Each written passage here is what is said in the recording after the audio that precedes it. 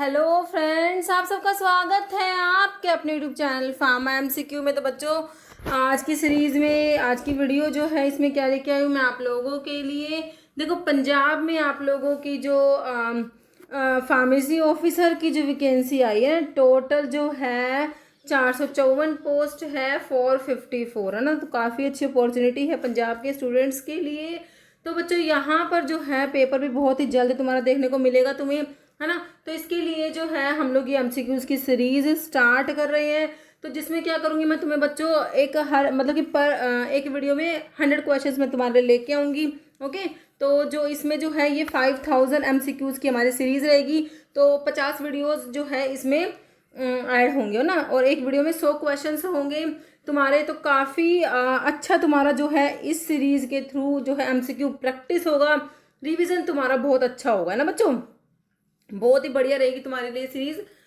Okay, तो यहाँ पर जो है आपको पता ही है, मैं मोस्टली पीवाईक्यू ही लेके आती हूँ, है ना। जो भी प्रीवियस ये हमारे जो फार्मासिस्ट एग्जाम के क्वेश्चन पेपर कंडक्ट हुए हैं ना, उनमें पूछे गए क्वेश्चंस होते हैं, वही मैं तुम्हारे लिए लेके आती हूँ। तो काफ़ी इंपॉर्टेंट रहते हैं बच्चों ये क्वेश्चंस, इसलिए तुम्हारे लिए।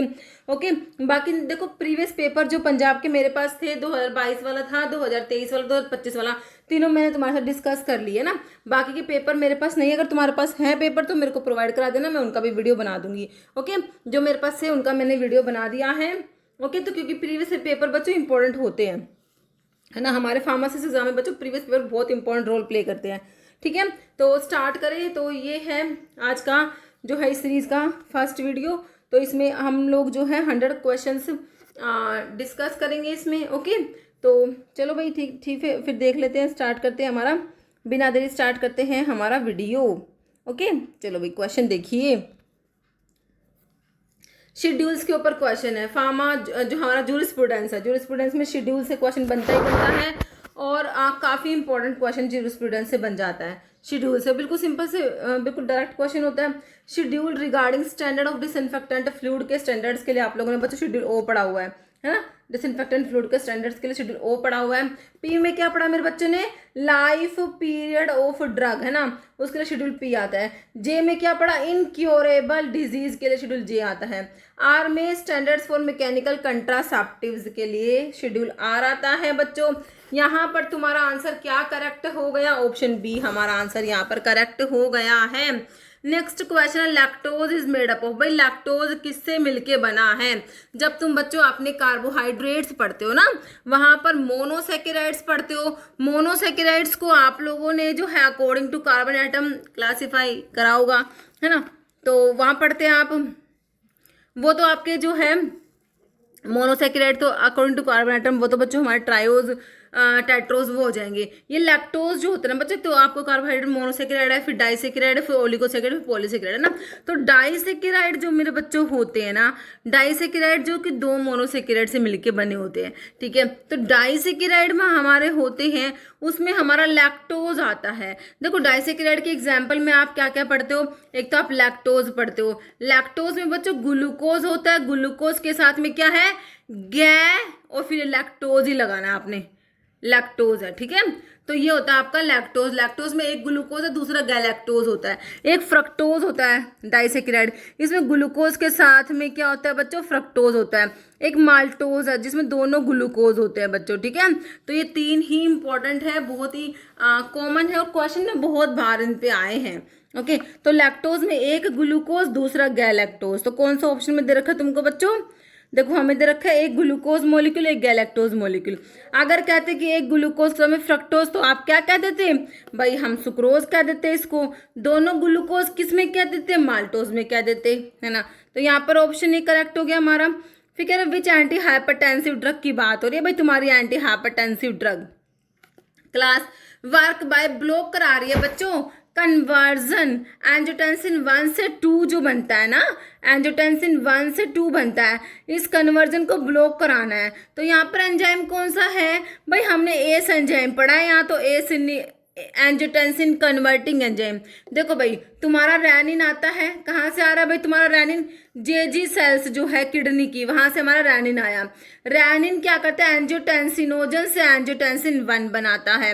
अब एंजियोटेंसिन 1 से 2 बना, आपका एस एंजाइम ने बनाया। अब आपको क्या, ये एंजियोटेंसिन 2 पोटेंट वैसो कॉन्स्ट्रिक्टर होता है बच्चों। तो हम यहाँ पर कह रहे हैं 1 से 2 नहीं बनने देना भाई, इसको ठा के क्या करो, इनिबिट करा दो एस एंजाइम को। कैसे कराओगे? एस इनिबिटर दे दोगे, जिसमें प्रिल वाले ड्रग आते हैं, लाइक कैप्टोप्रिल, लिसिनोप्रिल, इनालाप्रिल, ये प्रिल वाले एस इनिबिटर होते हैं। तो यही तो तुमसे पूछा है, कौन सा anti hypertensive drug class work by block कराएगा कन्वर्जन ऑफ एंजियोटेंसिन 1 से एंजियोटेंसिन 2? तो भाई हमारा एस इनिबिटर करा रही है ये काम, है ना। डायूरेटिक्स नहीं होगा यहाँ पर, beta blocker, calcium channel blocker नहीं होगा। हमारा सिंपल सा आंसर क्या निकल के आया?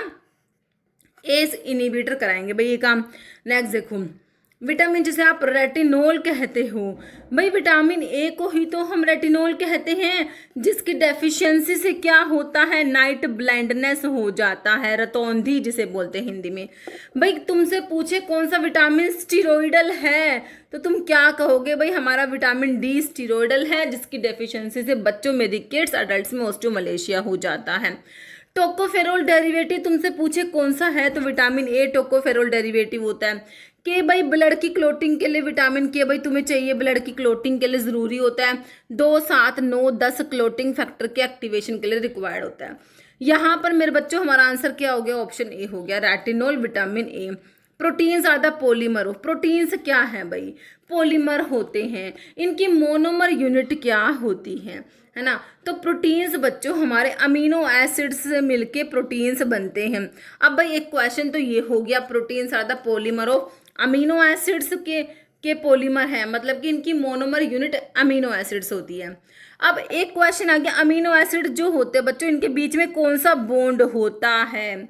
इस बॉन्ड को, ये CONH बॉन्ड बनता है बच्चों, इसे अमाइड बॉन्ड कहते हो या पेप्टाइड बॉन्ड कहते हो? ये क्वेश्चन कई बार एग्जाम में आ लिया, ठीक है। प्रोटीन्स जो अमीनो एसिड से मिलके बने हैं ना, तो इनके बीच में ना पेप्टाइड या अमाइड बॉन्ड होता है। ओके, सिंपल सा हमें ध्यान रखना यहाँ पर। तो ऑप्शन डी करेक्ट हो गया तुम्हारा। By which bond amino acid are joint together पूछ लिया, देख लो भाई ये क्वेश्चन आ गया, अभी मैंने तुमको बताया। अमीनो एसिड के बीच में पेप्टाइड बॉन्ड कह दो या अमाइड बॉन्ड कह दो, बात एक ही है। सरफेक्टेंट की HLB वैल्यू पे क्वेश्चन बन गया। Surfactant use in oil in water emulsion की बात हो रही है, इनकी HLB वैल्यू बतानी है भाई तुमने, है ना। OW oil in water emulsions की, है ना। तो एक क्वेश्चन आता है HLB वैल्यू बच्चों किसके लिए यूज करते हैं? सरफेक्टेंट को क्लासिफाई करने के लिए, ये क्वेश्चन आ गया। ये जो HLB वैल्यू, HLB स्केल होता है, it is given by Griffin ने इसके बारे में बताया, ठीक है। बाकी आपके जो सरफेक्टेंट्स हैं, जैसे कि oil in water emulsifying agents की पूछी है, ऑयल इन वाटर वालों की, है ना, इनकी ज़्यादा होती है और वाटर इन ऑयल वालों की कम होती है, मैंने तुमको बता रखी है ना। तो इनकी 3 दूनी 6 और इनकी 8 दूनी 16, लेकिन 8 से 18 भी आपको मिलता है ऑप्शन में। तो अभी आपसे OW की पूछी है, OW की, ऑयल इन वाटर वालों की तो ज़्यादा है ना, मैंने, हाँ, ऑयल इन वाटर वाले की एरी, ठीक है। और जो वाटर इन ऑयल की 3 से 6 होती है, ठीक है बच्चों। जो है water in oil emulsifying agents हैं, इनकी कम होती है, 3 से 6 याद रखना। और ऑयल इन वाटर वालों की ज़्यादा होती है, तो इनकी 8 से 16 या 8 से 18 याद रखना। आपसे ज़्यादा वाली पूछी है तो 8 से 18 हो जाएगा हमारा ऑप्शन सी, ठीक है। बाकी जो है जैसे कि आपके एंटी फोमिंग एजेंट्स होते हैं, एंटी फोमिंग एजेंट्स की HLB वैल्यू तुमसे पूछे तो हम कहेंगे भाई 1 से 3 या फिर 0.5 से 3, ऑप्शंस के अकॉर्डिंग आंसर करेंगे ना। ये हमारे एंटी फोमिंग एजेंट्स की HLB वैल्यू होती है ना। और फिर तुमसे कई भाई फोमिंग एजेंट्स की कितनी होती है? भाई 8 होती है लगभग, है ना। फिर आपसे कहीं water in oil emulsifying agents की तो आप कहेंगे 3 से 6 होती है, और ऑयल इन वाटर वालों की ज़्यादा है तो 3 दूनी 6 और जी 8 दूनी 16 याद करते हो, 8 से 16 या फिर 8 से 18, आपको ऑप्शन में 8 से 18 रहता है ज़्यादातर। ओके, वेटिंग एजेंट्स की कई बार पूछी है तुमसे 7 से 9, वेटिंग एजेंट्स या स्प्रेडिंग एजेंट्स दोनों की 7 से 9 है। डिटर्जेंट्स की भी पूछी गई है, 13 से 15 होती है। और सोल्यूबिलाइजिंग एजेंट्स, सोल है, सोल्यूबिलाइजिंग एजेंट की सोल है, याद रखना, 16 से 18 होती है, ठीक है। डिटर्जेंट की 13 से 15, सोल्यूबिलाइजिंग एजेंट की 16 से 18 होती है। HLB वैल्यू बहुत इंपॉर्टेंट है, बहुत बार बहुत से एग्जाम में क्वेश्चन बना है। तो यहाँ पर हमारा आंसर ऑप्शन सी करेक्ट हो गया। भाई ये बी कैसे लिख दिया, भाई सी होगा। ठीक है भाई, देखो ऐसे MCQs में गलतियाँ हो जाती है ना, टाइपिंग मिस्टेक ही हो जाता है।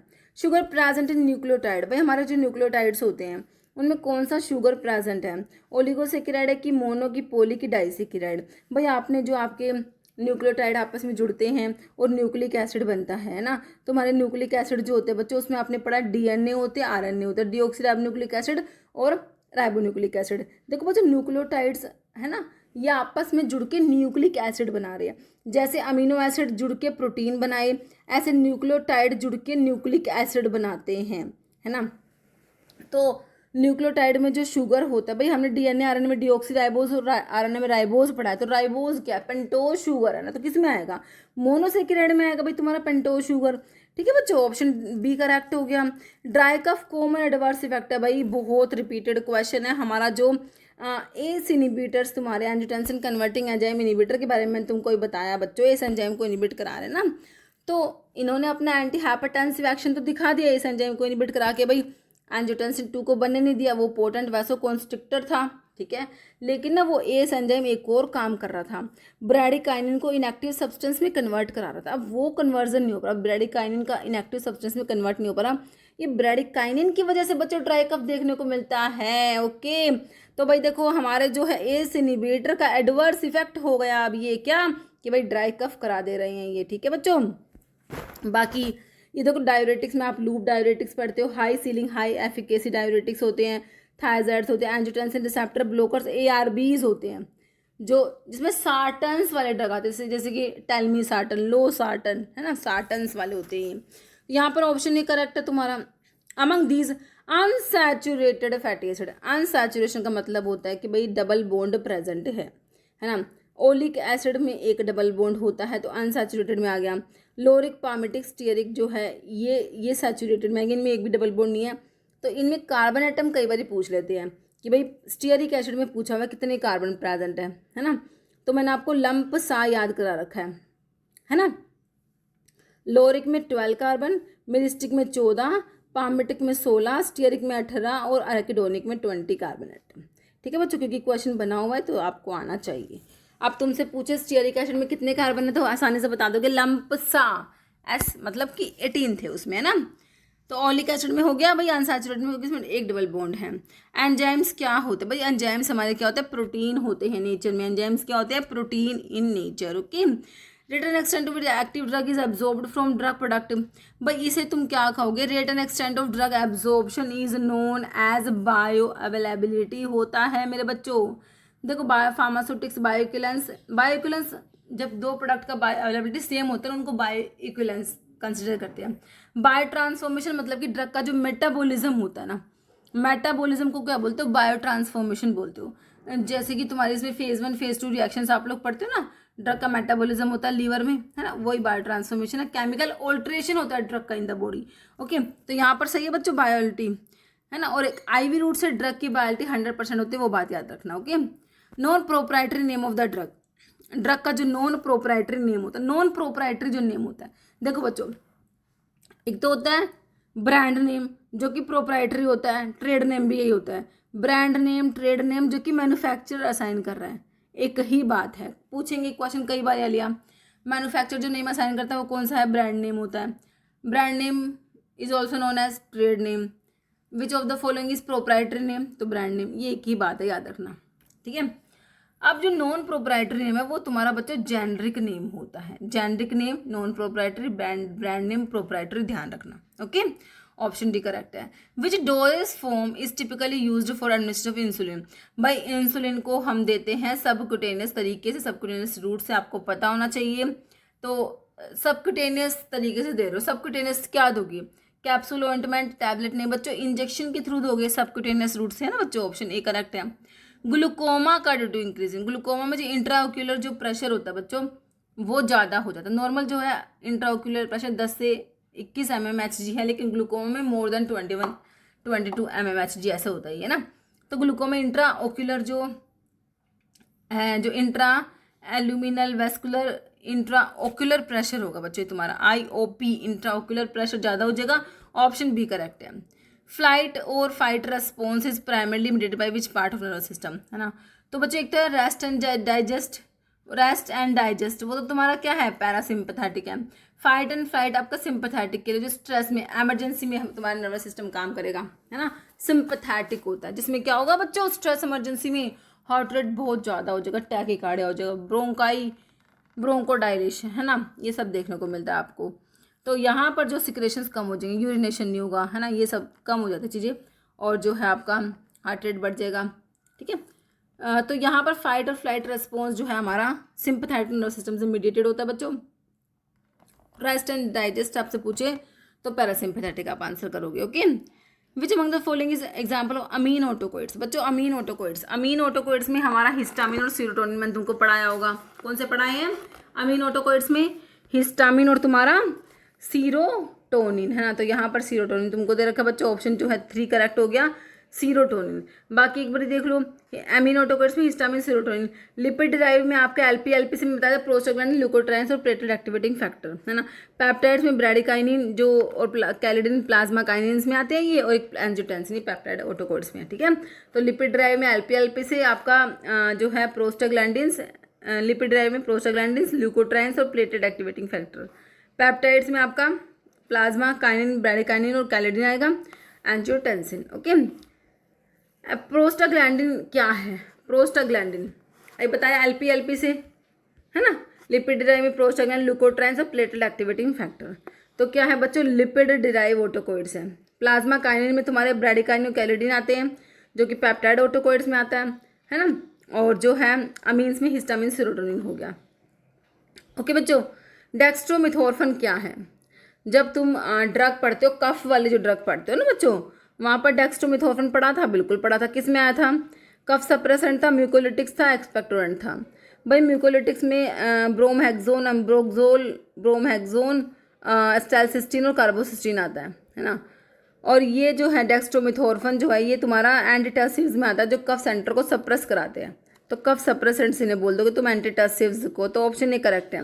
तो ड्रग फॉर कफ जो है इसका क्लासिफिकेशन मैंने तुमको पढ़ाया था, क्या पढ़ाया था, इसमें फेरेंजियल डिमल्सेंट आते हैं, जिसमें लोजेंजिस हो गए, सिरप्स हो गए, ग्लिसरीन, लिकोरस आता है। एक्सपेक्टोरेंट्स जो कि म्यूकोकाइनेटिक्स होते हैं, सिक्रेशन एनहांस कराने वाले, potassium citrate, guaifenesin, tolu balsam, vasaka, ammonium chloride. और जो म्यूकोलिटिक्स है, म्यूकोस को तोड़ेंगे, ब्रोमैक्सिन, अम्ब्रोक्सोल, स्टाइलसिस्टीन, कार्बोसिस्टीन और एक ऐसी ब्रोफाइलिन भी आता है, ओके। फिर तुम्हारे जो एडजुवेंट एंटीटसिव्स जो कि ब्रोंकोडाइलेटर है, साल्बुटामोल, टर्बिटालिन, है ना।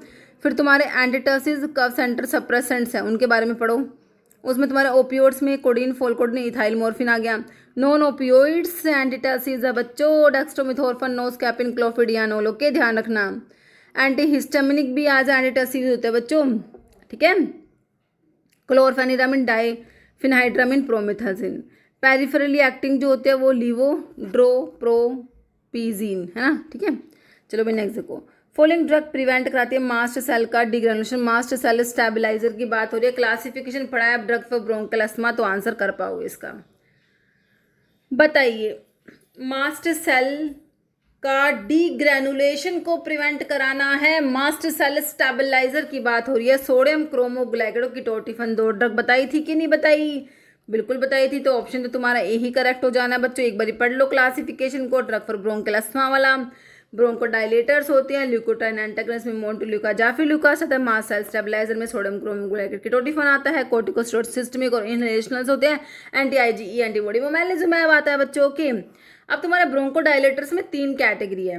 बीटा 2 एगोनिस्ट होते हैं, जो बीटा 2 सिम्पैथोमिमेटिक्स भी कहते हो। मिथाइलजैंथीन्स होते हैं, एंटीकोलिनर्जिक्स होते हैं। एंटीकोलिनर्जिक्स में इपराट्रोपिन ब्रोमाइड, टाइट्रोपिन ब्रोमाइड आते हैं। बीटा 2 एगोनिस्ट में साल्बिटामोल, लिवोसाल्बिटामोल, टर्बिटालिन, साल्मेट्रोल, फॉर्मेट्रोल, बैमिट्रोल सब ड्रग्स आते हैं, ओके। मिथाइलजैंथीन्स में थियोफाइलिन, अमीनोफाइलिन, कोलिन, थियोफाइलिनेट, ये सब हाइड्रोक्सीथाइल थियोफाइलिन, डॉक्सोफाइलिन, ओके। और तुम्हारे सिस्टमिक और इनहेलेशनल जो कोर्टिकोस्टेरॉइड, सिस्टमिक में हाइड्रोकोर्टिसोन, प्रेडनिसोलोन, अदर्स को ग्लूकोकोर्टिकोइड्स। इनहेलेशनल्स जो है बैक्लोमिथासोन, डाइप्रोपियोनेट, बुडिसोनाइड, ये ब्यूडिसोनाइड, फ्लूटिकासोन, प्रोपियोनेट, फ्लूनिसोलाइड, साइक्लिसोनाइड, कई बार ये इनहेलेशनल वाले भी एग्जाम में बने क्वेश्चन, ओके। तो याद रखेंगे हम लोग, ओके। बाकी ये रोफ्लूमिलास्ट है, phosphodiesterase 4 inhibitor, okay. Following is a nona peptide hormone जो प्रोड्यूस होता है पोस्टीरियर पिट्यूटरी से। पिट्यूटरी की जो एंटीरियर लोब है उसके हार्मोन, पोस्टीरियर लोब के हार्मोन बहुत इंपॉर्टेंट, बहुत बार क्वेश्चन बने हैं। तो पोस्टीरियर लोब के दो ही तो हार्मोन मैंने तुमको बताया बच्चों, है ना, एक तो वैसोप्रेसिन और दूसरा ऑक्सीटोसिन। अब ऑप्शन में क्या है, अब तुम इसे देख के कंफ्यूज मत होना, वही नोना पेप्टाइड हार्मोन लिख दिया, भाई पोस्टीरियर पिट्यूटरी के दो ही हार्मोन लिख रखे हैं यहाँ पर, एक तो ऑक्सीटोसिन होता है, एक वैसोप्रेसिन, लेकिन यहाँ पर क्या दे रखे, एक तुम्हें वैसोप्रेसिन दे रखा है, बाकी प्रोलैक्टिन तो तुम्हारी एंटीरियर पिट्यूटरी का हार्मोन है, किसका, एंटीरियर पिट्यूटरी का। और एंटीरियर पिट्यूटरी के और कौन कौन से है, एक तो प्रोलैक्टिन है, दूसरा growth hormone ACTH, FSH, LH, और प्रोलैक्टिन हो गया, एक ग्रोथ हार्मोन हो गया, और कौन सा रह गया, TSH रह गया ना, TSH थायराइड स्टिमुलेटिंग हार्मोन। ये सारे तुम्हारे एंटीरियर पिट्यूटरी के हार्मोन हैं। एल्डोस्टेरोन मिनरलोकोर्टिकोइड में आता है। एल्डोस्टेरोन हमारा जो होता है बच्चों adrenal gland, suprarenal gland, adrenal gland का inner part medulla, outer cortex, cortex के हार्मोन में ग्लूकोकोर्टिकोइड, मिनरलोकोर्टिकोइड, वहाँ पढ़ते हो ना, मिनरलोकोर्टिकोइड में एल्डोस्टेरोन होता है, ये वो एल्डोस्टेरोन है। ओके, बाकी थायरोक्सिन जो हमारे थायराइड ग्लैंड के हार्मोन T3 T4 कैल्सिटोनिन पढ़ते हो, T3 T4 और कैल्सिटोनिन, T4 को थायरोक्सिन बोलते हैं। ओके, यहाँ पर सही है बच्चों ऑप्शन है कैल्सिटोनिन सिक्रेटेड बाय, तो ये जो पैराफोलिकुलर सेल्स, सी सेल्स जो होती है थायराइड ग्लैंड की, वहाँ से प्रोड्यूस होने वाला हार्मोन कैल्सिटोनिन है। तो थायराइड ग्लैंड के 3 हार्मोन होते हैं बच्चों, थायराइड ग्लैंड के, एक तुम्हारा T3 होता है, दूसरा T4 होता है बच्चों, तीसरा तुम्हारे कैल्सिटोनिन भी थायराइड ग्लैंड का ही हार्मोन है। थायराइड ग्लैंड की जो पैराफोलिकुलर सेल्स, सी सेल्स जो होती है, वहाँ से प्रोड्यूस होता है कैल्सिटोनिन। कैल्शियम के लेवल को रेगुलेट करने वाले 3 हार्मोन बताए थे, कैल्सिटोनिन उनमें से एक है, दूसरा PTH पैराथॉर्मोन्स होता है, तीसरा एक्टिव फॉर्म विटामिन डी की कैल्सिट्रायोल होता है, कैल्शियम के लेवल को रेगुलेट करते हैं, जिसमें से कैल्सिटोनिन तो कैल्शियम को कम कराता है, ये दोनों कैल्शियम को बढ़ाते हैं बच्चों, ये भी याद रखना। तो कैल्सिटोनिन सिक्रेट होता है तुम्हारा किससे, ऑप्शन डी थायराइड ग्लैंड से। विटामिन कंटेनिंग स्टेरॉइडल मोटिव मैंने तुमको बताया था, स्टेरॉइडल विटामिन तुम्हारा विटामिन डी होता है बच्चों, है ना, A retinol, E tocopherol derivative, B12 बच्चों साइनोकोबालामिन, इसमें कोबाल्ट प्रेजेंट है B12 में, ये इसके नाम से पता लग रहा है इसमें कोबाल्ट है, साइनोकोबाल अमीन, क्या है, साइनोकोबाल, कोबाल से कोबाल्ट, ओके, कोबाल अमीन। कोरिन रिंग होती है बच्चे में, कौन सी रिंग है, कोरिन रिंग, इसके सेंटर में कोबाल्ट प्रेजेंट होता है। ओके, B12 की डेफिशिएंसी मेगालोब्लास्टिक एनीमिया देखने को मिलता है आपको, क्या, megaloblastic anaemia. Okay, identify one of the saturated fatty acid, बच्चों सैचुरेटेड की बात हो रही है, किसकी, सैचुरेटेड फैटी एसिड, ठीक है, सैचुरेटेड।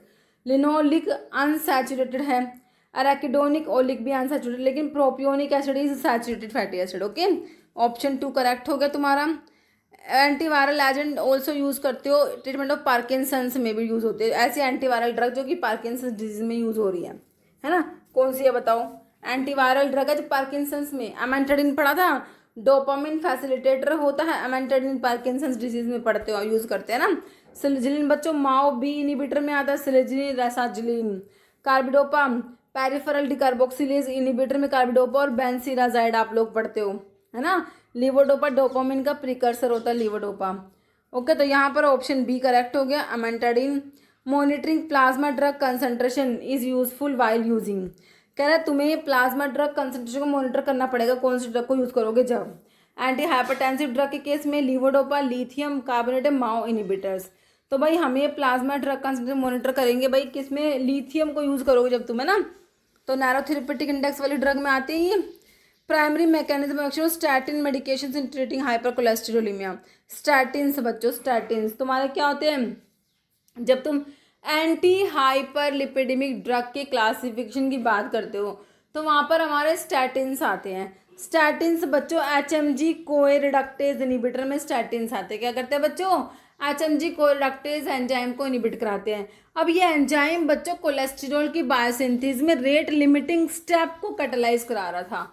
रेट लिमिटिंग स्टेप बच्चों, रेट लिमिटिंग स्टेप को कैटालाइज कराने वाले एंजाइम को इनिबिट करा दिया तो कोलेस्ट्रॉल की बायोसिंथेसिस नहीं होती है ना, तो ये हमारे स्टैटिन्स करते हैं। बहुत बार स्टैटिन्स पे क्वेश्चन बना है, HMG कोए रिडक्टेज इनिबिटर में तुम्हारे स्टैटिन्स आते हैं। तो प्राइमरी मैकेनिज्म स्टैटिन्स का क्या हो गया हमारा, क्या करेंगे बच्चों, इनिबिट कराएंगे किसको, HMG कोए रिडक्टेज को इनिबिट कराने वाले ड्रग्स में तुम्हारे स्टैटिन्स आते हैं। ओके, बाकी लिपोप्रोटीन लाइपेज को एक्टिवेट कराने की बात करेंगे तो हमारे फिब्रिक एसिड डेरिवेटिव जैसे कि जेमफिब्रोजिल आते हैं, है ना। तो यहाँ पर जो है ऑप्शन सी करेक्ट हो जाएगा। Primary role of anticoagulant medications in health care. Anticoagulant बच्चों क्या करेंगे, एंटी कोएगुलेंट जैसे कि तुम्हारे ओरल एंटी कोएगुलेंट में वॉरफेरिन है, पेरेंटरल में हिपैरिन है ना, ये मोस्ट कॉमन हम पढ़ते हैं। तो बच्चों कह रहे हैं एंटी कोएगुलेंट क्या करेंगे, कह रहे लो कराएंगे ब्लड प्रेशर को, तो एंटी हाइपरटेंसिव करा देंगे, प्रिवेंट ब्लड का क्लोट बनना, ब्लड के क्लोट की फॉर्मेशन को प्रिवेंट करेंगे, या पेन को रिलीव करेंगे, प्रमोट करेंगे स्लीप को, भाई ये ब्लड का क्लोट बनना है ना उसको प्रिवेंट करेंगे। ओके, ऑप्शन बी हो गया।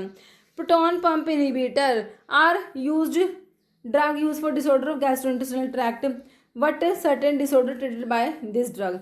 पीपीआईज, सबसे पहले तो इसकी जो ड्रग कौन से आते हैं पीपीआईज में, प्राजोल वाले आते हैं, ये क्वेश्चन बहुत बार आता है, इसमें से कौन सा पीपीआई है, ओमीप्राजोल, पेंटोप्राजोल, प्राजोल वाले हमारे पीपीआई प्रोटॉन पंप इनहिबिटर होते हैं। तो कौन से डिसऑर्डर्स के लिए यूज़ करते हैं इनको, पीपीआईज को कहाँ पर यूज़ करोगे, मलेरिया के लिए करा था क्या, बिल्कुल नहीं करा, पेप्टिक अल्सर के लिए करा था, वर्टिगो कार्डियक अरिथमिया में भी नहीं करा, तो कहाँ करोगे, ऑप्शन बी पेप्टिक अल्सर को ट्रीट करने के लिए। ओके, विच H2 blocker inhibit liver enzyme. H2 blocker में बच्चों टिडीन वाले ड्रग मैंने तुमको बताया था, टिडीन वाले तुम्हारे क्या है, H2 ब्लॉकर है, सिमेटिडीन, हिस्टिडीन, हिस्टिडीन नहीं होता, हिस्टामिन भी नहीं होता, रेंटिडीन है ना, रेंटिडीन होता है, टिडीन वाले हैं लेकिन हिस्टिडीन नहीं होगा। ठीक है बच्चों, तो यहाँ पर जो है सिमेटिडीन, रेंटिडीन, फेमोटिडीन, निजाटिडीन, ये टिडीन वाले हमारे हिस्टामिन के H2 रिसेप्टर को ब्लॉक कराने वाले ड्रग हैं। उसमें से लीवर एंजाइम को इनहिबिट कराने वाला एंजाइम इनहिबिटर की बात करोगे तो सिमेटिडीन होता है।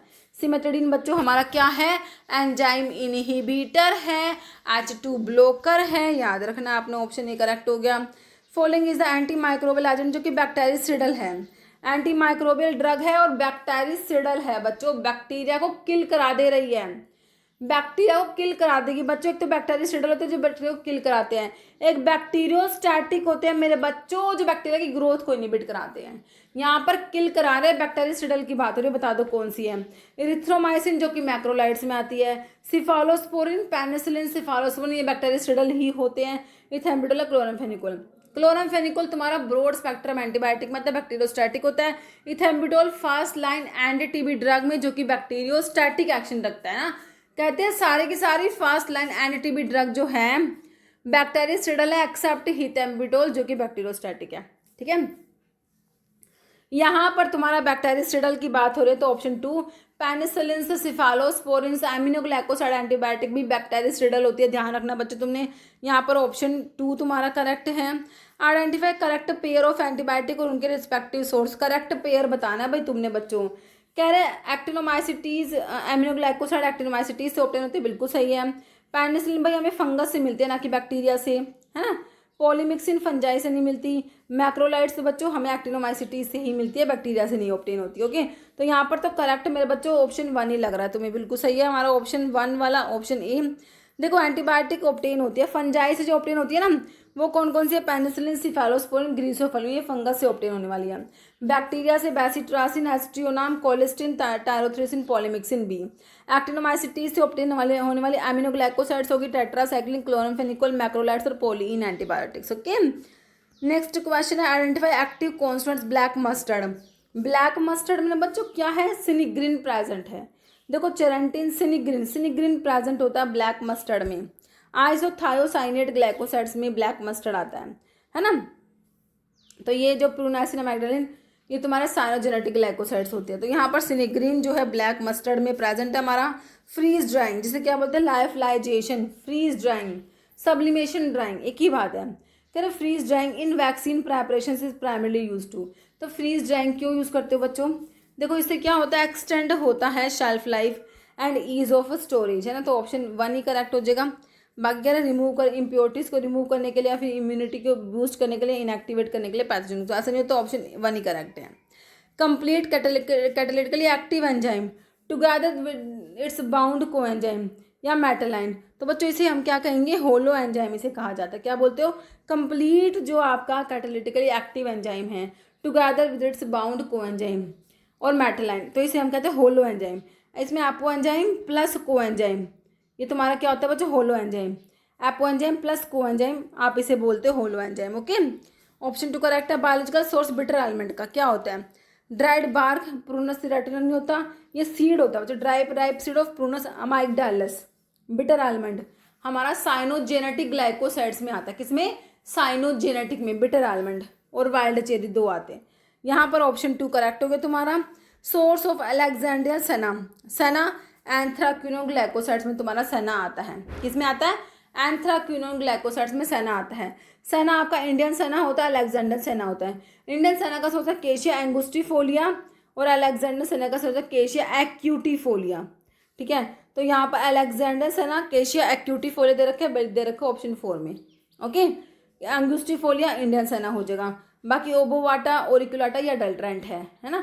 तो यहाँ पर ऑप्शन 4 हो गया तुम्हारा केशिया एक्यूटिफोलिया। और बाकी सेना की फैमिली आपको पता ही है, वही है जो लिकोरिस की भी है ना, लेगुमिनोसी।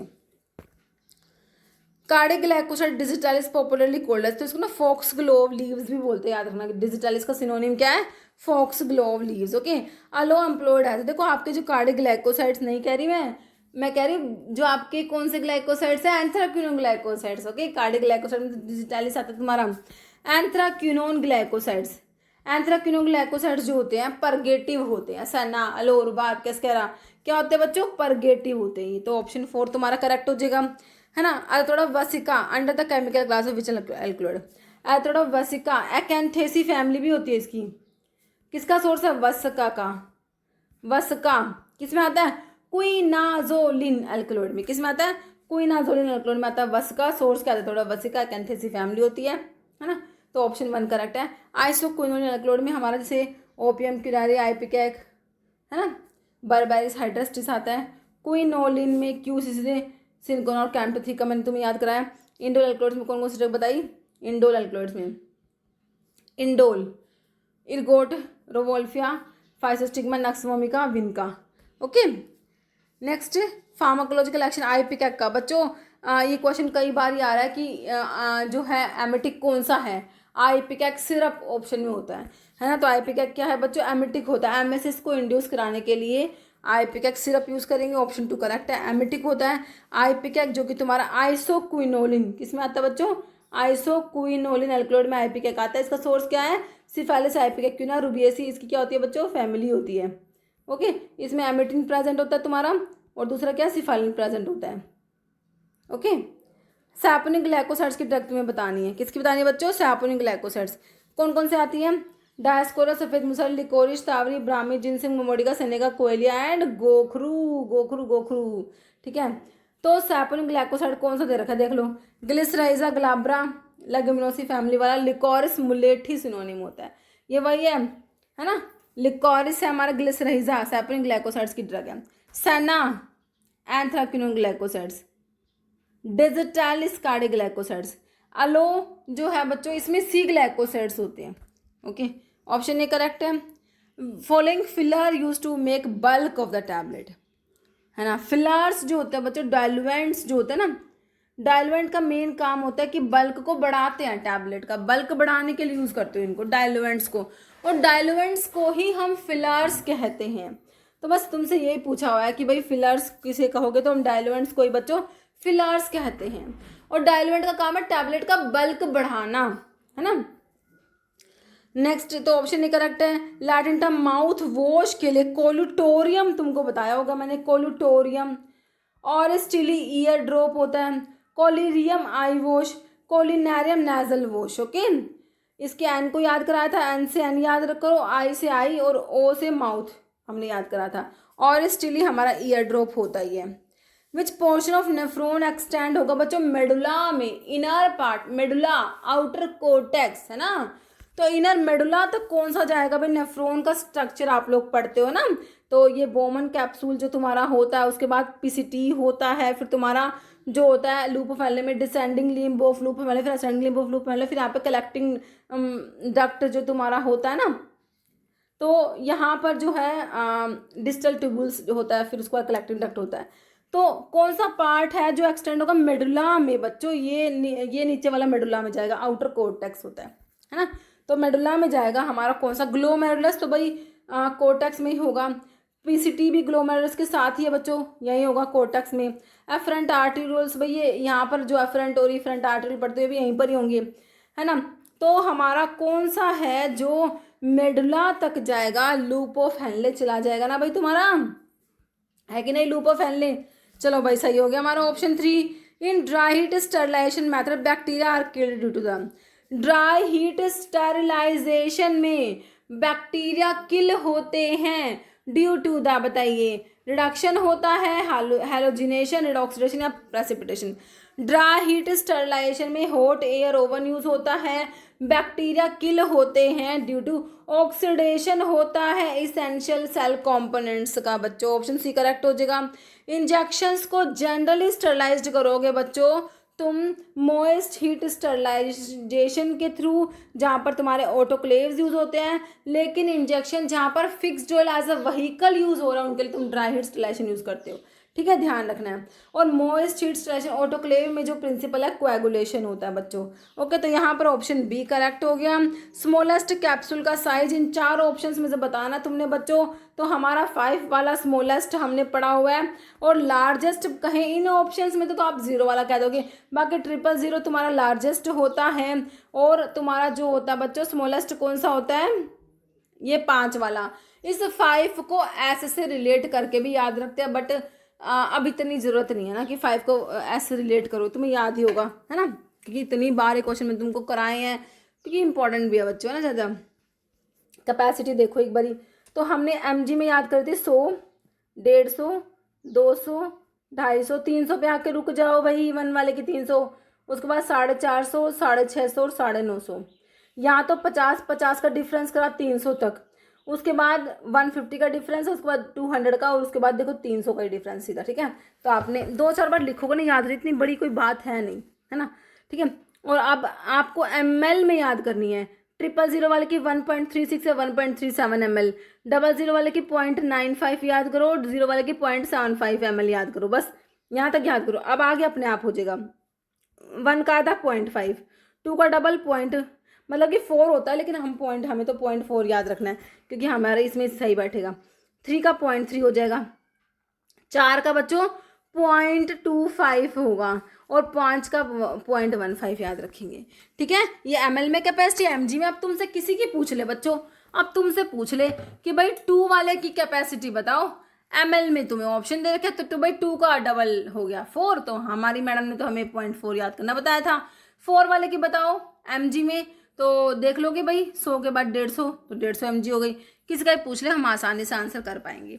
ठीक है बच्चों, स्मॉलेस्ट हो गया 5 वाला, लार्जेस्ट इन ऑप्शंस में 0, बाकी 000। Okay, following WBCs is not a granulocytes. बच्चों ग्रैनुलोसाइट्स में नहीं होती, मतलब एक ग्रैनुलोसाइट्स दे रखी है तुम्हें, WBCs को ल्यूकोसाइट्स भी कहते हो। ग्रैनुलोसाइट्स होती है, एक ग्रैनुलोसाइट्स होते हैं। ग्रैनुलोसाइट्स में कौन कौन सी होती है, न्यूट्रोफिल, इओसिनोफिल और बेसोफिल, और इसमें एक लिम्फोसाइट्स और मोनोसाइट्स होती है ना। तो लिम्फोसाइट्स या मोनोसाइट्स में दे रखे, कौन सी बड़ी लिम्फोसाइट्स दे रखे, बाकी 3 हो तो तुम्हारी ग्रैनुलोसाइट्स। ऑप्शन 3 करेक्ट है। English meaning omni mane, omni मतलब एवरी, मैंने मतलब morning, every morning, omni mane every morning हो गया।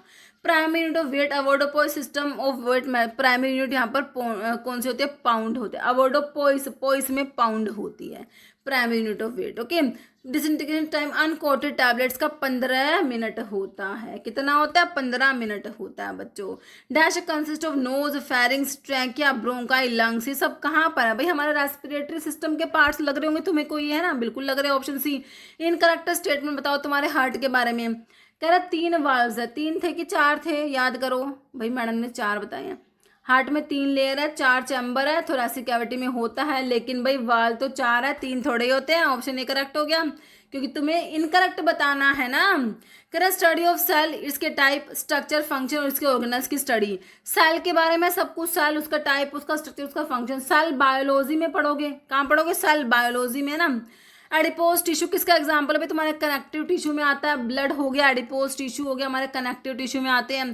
प्राइमरी फंक्शन लिम्फेटिक सिस्टम का, तुम्हारा लिम्फेटिक सिस्टम का प्राइमरी फंक्शन बताओ। करेक्ट, प्रोड्यूस करेगा हार्मोन ग्रोथ डेवलपमेंट के लिए, सपोर्ट करेगा इम्यून सिस्टम को, ड्रेन करेगा एक्सेस फ्लूइड को, बिल्कुल सही लिख रखा बच्चों। बाकी ब्लड को फिल्टर करना, रिमूव वेस्ट प्रोडक्ट या सर्कुलेट करना blood through out the body. Option 2 तुम्हारा करेक्ट होगा यहाँ पर बच्चों। ब्लड क्या है, अभी बताया था तुम्हें, कनेक्टिव टिश्यू में तुम्हारा ब्लड हो गया, ये कनेक्टिव टिश्यू में ही आएगा। बाइल बनता है लीवर में जाके, स्टोर कहाँ पर होगा बच्चों, गॉल ब्लैडर में होगा। तो बनने को पूछा तुमसे, लीवर कह दोगे तुम। All of the following part है यूरिनरी सिस्टम के, एक को छोड़ दो यूरिनरी सिस्टम। भाई यूरिनरी सिस्टम में क्या आएगा, किडनी आ जाएगा, है ना। तो तुम्हारी देखो ये ब्यूटीफुल सी किडनी बना दी, 2 किडनी आ जाएंगी, 2 यूरिटर हो जाएंगे, फिर एक ब्लैडर हो जाएगा, एक यूरिथ्रा आ जाएगा, है ना। तो किडनी, यूरिथर और यूरिथ्रा तो है यहाँ पर। हार्ट तो भाई हमारा यूरिनरी सिस्टम में नहीं आएगा, कार्डियोवास्कुलर सिस्टम में आ जाएगा।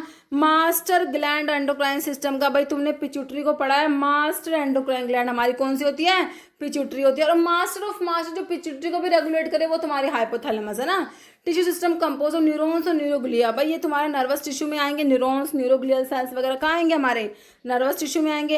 As per drug and cosmetic 1940 rules 1945 in which the following condition drug should be shall be deemed to be spurious. Drug की बात हो रही है। Spurious substitutes, imitations, resemble drug होती है एक तो। Imported under name which belongs to drug, this is spurious. अगर इंपोर्ट करा गया है under a name which belongs to another drug, this is spurious. If it purports to B product of A manufacturer of whom it is not truly a product, it is also spurious। बच्चों substitute है, resemble drug है, imitation spurious है। सारी बातें याद रखना। Option C correct है। Patent act आया 1970 में आया। कब आया बच्चों? फार्मेसी एक्ट आया 1948 में, pharmacy act. Drug and cosmetic act 1940 में, रूल्स 1945 में। 1919 में पॉइजन एक्ट आया। एक्ट उनके ईयर भी बहुत ज़्यादा इंपॉर्टेंट है। अब देखो ड्रग एंड कॉस्मेटिक एक्ट 1940 में आया, तुम्हें दे रखा ऑप्शन 1 में, ए में। 10 अप्रैल 1940 में आया आपका ड्रग एंड कॉस्मेटिक एक्ट आया बच्चों। ऑप्शन ए करेक्ट हो जाएगा तुम्हारा। चैप्टर पूछ रखा drug and cosmetic act 1940 and rules 1945 related with the import of drug and cosmetics. Chapters की बात हो रही है ड्रग एंड कॉस्मेटिक एक्ट के। चैप्टर्स 5 चैप्टर बताए, पहले में इंट्रोडक्शन, लास्ट वाला मिसलेनियस होता है ना बच्चों। तो import of drug and cosmetics कहाँ आएगा? फर्स्ट वाला इंट्रोडक्शन, लास्ट वाला मिसलेनियस होता है। सेकंड वाले में क्या आता है बच्चों? हमारा जो होता है कॉन्स्टिट्यूशन होता है, डी टैप, डीसीसी, इनका कॉन्स्टिट्यूशन। थर्ड वाले में import of drug and cosmetics आता है बच्चों। यहाँ पर ऑप्शन ए तुम्हारा करेक्ट हो जाएगा, है ना। थर्ड वाले में इंपोर्ट आ गया। फोर्थ में मैन्युफैक्चर, सेल एंड डिस्ट्रीब्यूशन आता है ड्रग एंड कॉस्मेटिक्स का। Fourth A provisions related to ASU drugs, Ayurvedas, the Unani drugs. और 5 वाला मिसलेनियस है ही तुम्हारा, ठीक है। तो 5 चैप्टर्स और 18 पार्ट्स है तुम्हारे ड्रग एंड कॉस्मेटिक एक्ट के, याद रखने हैं। अभी तुमसे फार्मेसी एक्ट के चैप्टर की बात करी गई है। ड्रग एंड कॉस्मेटिक एक्ट में भी 5 चैप्टर है, फार्मेसी एक्ट में भी 5 चैप्टर है। पहला वही इंट्रोडक्शन, लास्ट वाला मिसलेनियस होगा। सेकंड वाले में क्या होगा? मैंने कहा था पहले PCI फिर state pharmacy council. Constitution PCI का आएगा चैप्टर नंबर 2 में। थर्ड वाले में कॉन्स्टिट्यूशन स्टेट फार्मेसी काउंसिल का आएगा। फोर्थ वाले में रजिस्ट्रेशन ऑफ फार्मासिस्ट आएगा। तुम्हें पूछा है स्टेट फार्मेसी काउंसिल वाला कौन सा चैप्टर नंबर 3 हो जाएगा, जो कि तुम्हें ऑप्शन ए में दिया है बच्चों के, है ना। फार्मेसी एक्ट में 546 याद रखना। 5 चैप्टर 46 सेक्शंस होते हैं, ये मैंने तुमको बता दिए सारे सेक्शंस, है ना। कह रहे following was were the aim, pharmacy act का एम बताना है बच्चों। रेगुलेट करना practice of pharmacy in India, बिल्कुल होता है। और रेज करना status of profession of pharmacy, दोनों ही फार्मेसी एक्ट 1948 के एम है। तो ऑप्शन 3 हो जाएगा। Both schedule regarding standards of disinfectant fluids, ये क्वेश्चन हम कर चुके हैं ना। तो शेड्यूल ओ हमारा होता है, ऑप्शन बी हो जाएगा। Schedule corresponding to proforma for application बच्चों। ए से एप्लीकेशन, बी से फीस याद कराया था। Proforma for application for licence, issue and renewal of licence and for sending memoranda under drug and cosmetic act. A से application, B से fees याद करा था। सी में बायोलॉजिकल स्पेशल प्रोडक्ट्स आता है। डी में drug exempted from certain provision applicable to import आता है बच्चों। के में drug exempted from certain provision applicable to manufacturing आता है ना। ई पॉइजनस ड्रग के लिए। और E1 की बात करोगे आयुर्वेदस, द यूनानी के पॉइजन्स की बात करेंगे। किसके? ASU ड्रग्स के पॉइजन्स की बात करोगे तो E1 आता है ना। पॉइजनस ड्रग के लिए शेड्यूल ई हो जाएगा हमारा। ओके, एफ में स्टैंडर्ड्स फॉर ब्लड बैंक आ जाएगा। वाई क्लिनिकल ट्रायल्स के लिए। एक्स में narcotic drug, psychotropic substance, habit forming drugs हो गए। Okay, PCI pharmacy council of India के इलेक्टेड और nominated member shall hold office for a period of how many years, भाई ये हमारा 5 साल का होता है इनका ना। ऑप्शन 3 हो जाएगा। फिजिकल हेल्थ क्या मतलब होता है कि भाई इंडिविजुअल की कॉन्स्टिट्यूशनल हेल्थ जो होती है ना, उसे तुम क्या कहते हो बच्चों? फिजिकल हेल्थ कहते हो। ऑप्शन बी करेक्ट है। फिजिकल हेल्थ दोबारा पूछ लिया तो देखो sociable, good looking, normal functioning of body and organ हमारा हो जाएगा। ऑप्शन सी हो जाएगा। Correct pathway of air into the lungs, तुम्हारे लंग्स में एयर जा रही है तो कहाँ कहाँ से होके गुजरेगी लंग्स में एयर जाने के लिए? सबसे पहले तुम सांस लोगे, है ना, तो नोज के थ्रू जाएगी तुम्हारी एयर। सभी में सबसे पहले नोज दे रखा है। नोज के बाद कहाँ जाती है? सीधी ब्रोंकाई में चली जाएगी कि ट्रैकिया में जाएंगी कि ब्रोंक्यूल्स? भाई ब्रोंक्यूल्स तो ब्रोंकाई के बाद आए थे, है ना। और पहले ट्रैकिया आएगा, फिर तुम्हारा ये आएगा आगे का तो पहले ट्रैकिया, ब्रोंकाई आएगी फिर ब्रोंक्यूल्स आएंगे, इन्होंने पहले ब्रोंक्यूल्स लिख दिया, गलत लिख दिया। पहले ब्रोंकाई आएगी फिर ब्रोंक्यूल्स आएंगे फिर एल्वियोली आ जाएंगे। तो यहाँ पर ऑप्शन 3 बच्चों तुम्हारा करेक्ट हो जाएगा। ओके, तो ऑप्शन 3 हमारा करेक्ट हो गया। कह state of complete physical mental social wellbeing not be in the absence of disease. भाई ये हमारा जो है हेल्थ का डेफिनेशन होता है अकॉर्डिंग टू WHO। तुम हेल्थ का डेफिनेशन देखोगे तो क्या होता है, state of complete physical mental and social wellbeing not merely the absence of disease, इसे हम बोलते हैं हेल्थ। ऑप्शन ए करेक्ट है। सेक्स रेशियो कैसे डिफाइन करोगे, नंबर ऑफ फीमेल्स पर 1000 मेल्स बच्चों, ऑप्शन ए करेक्ट हो जाएगा। चैप्टर की बात करें pharmacy of 1948 related with PCI, तो बताया मैंने तुम्हें स्टेट फार्मेसी काउंसिल के लिए चैप्टर नंबर 3 था और PCI के लिए हमारा चैप्टर नंबर 2 आएगा, क्योंकि पहले PCI मैंने बताया था फिर स्टेट फार्मेसी काउंसिल, तो इससे हम याद कर सकते हैं इसको। ठीक है, तो ऑप्शन 4 करेक्ट है। Sabin is dash type of vaccine, polio की वैक्सीन साल्क होती है और सेबाइन होती है ना। साल्क वाली किल्ड है, सेबिन वाली लाइव वाली होती है। साल्क वाली इंजेक्टेड है, सेबिन वाली ओरल होती है। सेबिन क्या है बच्चों, है ना, किल्ड नहीं होती, लाइव वाली होती है। तो यहाँ पर आपका ऑप्शन ए हो जाएगा, लाइव टाइप की वैक्सीन है। Part of brain that control basic life function, heart rate को कंट्रोल करेगा। कार्डियोवास्कुलर सेंटर कहाँ पर है, ब्रीदिंग रेस्पिरेटरी सेंटर कहाँ पर है, भाई सारे वाइटल सेंटर तुम्हारे मेडुला में तो है। Cardiovascular, respiratory, vasomotor, coughing, sneezing, सब जो है आपका मेडुला रेगुलेट कर रहा है बच्चों, है ना। और लेकिन तुमसे कहे टेम्परेचर रेगुलेट करने के लिए भाई आपका हाइपोथैलेमस, आपको प्यास लगती है थर्स्ट सेंटर आपका हाइपोथैलेमस हो जाएगा। ओके, बाकी लार्जेस्ट पार्ट ब्रेन का सेरिब्रम होता है। ओके, तो यहाँ पर मेडुला हो गया। रूट BCG वैक्सीन को बच्चों कहाँ दोगे, इंटराडर्मल रूट से दोगे BCG वैक्सीन को। कैसे दोगे, ऑप्शन ए इंटराडर्मल। वैक्सीन को कितना स्टोरेज टेम्परेचर चाहिए, 2 से 8 डिग्री चाहिए बच्चों। ऑप्शन सी तुम्हारा करेक्ट हो जाएगा। According to drug and cosmetic 1940, if drug is manufactured under a name which belongs to another drug, अभी बताया था क्या होता है, स्पूरियस होता है। ऑप्शन 1 करेक्ट हो जाएगा। फंक्शन हॉस्पिटल फार्मासिस्ट के फंक्शन क्या है, भाई डिस्पेंस करेगा ड्रग्स को, स्टोर को मैनेज करेगा, पेशेंट काउंसलिंग, सारे ही भाई हमारे जो है हॉस्पिटल फार्मासिस्ट के फंक्शन है। तो ऑप्शन जो है डी करेक्ट हो जाएगा।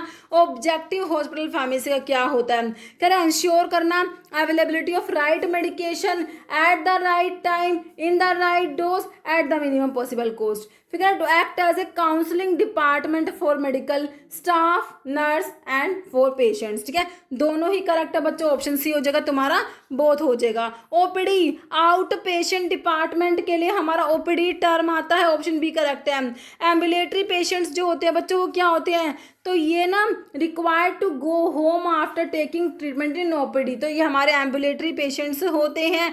एसिड्स ऐसे सब्सटेंस होते हैं जिनको वाटर में डिजोल्व करोगे तो एसिड्स बच्चों H+ आयन देंगे, और यहीं पे तुमसे बेस कहते तो तुम कहते मैम OH- आयन देंगे।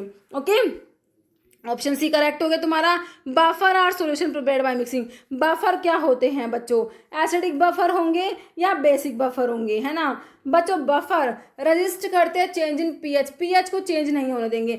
एसिडिक बफर में वीक एसिड होगा बच्चों, जैसे कि तुम्हारा CH3COOH weak acid, and salt of this weak acid with a strong base, इसका सोल्ट बना दो स्ट्रॉन्ग बेस, मान ले HCl के साथ, है ना। तो CH3 जो स्ट्रॉन्ग बेस बोला ना मैंने, एसिड नहीं स्ट्रॉन्ग बेस, NaOH के साथ, तो CH3COONA, है ना, CH3COH प्लस CH3COONA, तो ये आपका बन जाएगा क्या, ये एसिडिक बफर। ऐसे ही बेसिक बफर होते हैं। तो क्या है देखो, स्ट्रॉन्ग बेस है, स्ट्रॉन्ग एसिड नहीं होगा, वीक एसिड होगा या वीक बेस होगा, तो वीक बेस होगा एंड सोल्ट होगा, वीक एसिड के साथ में नहीं होगा, गलत हो गया।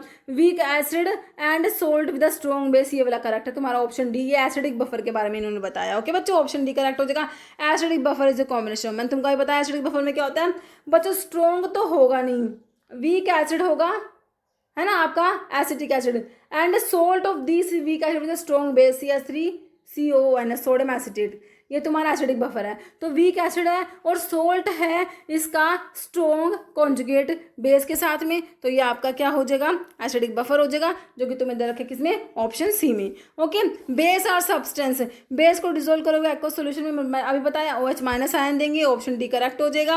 विच neurotransmitter primary release at the pre ganglionic fibre of the parasympathetic nervous system.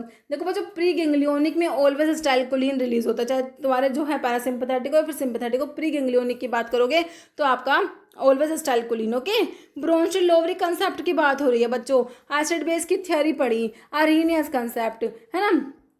Brown steel ovary concept और Levi's acid base concept. Arrhenius concept को डिसोसिएशन कॉन्सेप्ट कहते हो, इसको तुम ब्रोन स्टील ओवरी कंसेप्ट को प्रोटॉन कंसेप्ट कहते हो, Levi's acid base concept को इलेक्ट्रॉन कंसेप्ट कहते हो।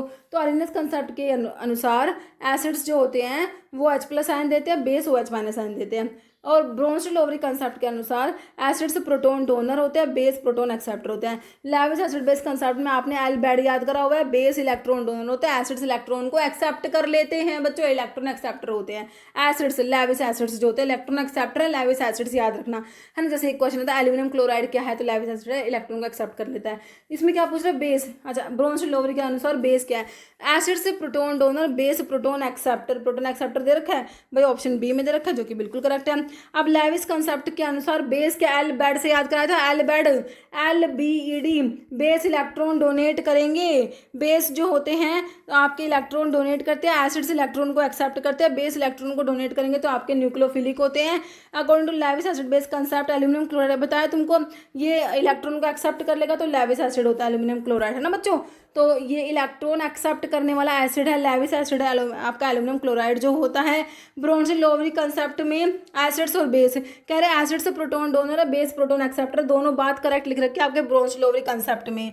एसिड रिएक्ट करेंगे बेस से तो आपका सोल्ट प्लस वाटर बनेगा, न्यूट्रलाइजेशन रिएक्शन से क्या बनता है बच्चों, एसिड बेस से रिएक्ट करेगा, सोल्ट प्लस वाटर बनता है, न्यूट्रलाइजेशन रिएक्शन होता है हमारा।